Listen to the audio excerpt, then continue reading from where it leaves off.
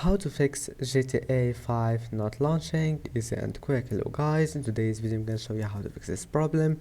First, if you want to fix it, all you need to do, just right click on it and then go to properties, and after that just click compatibility and then go to change settings for all users.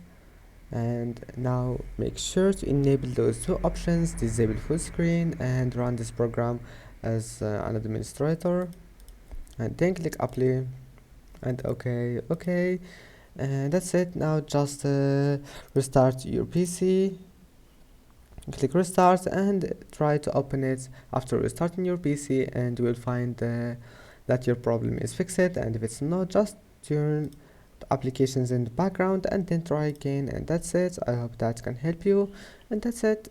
See you in the next video.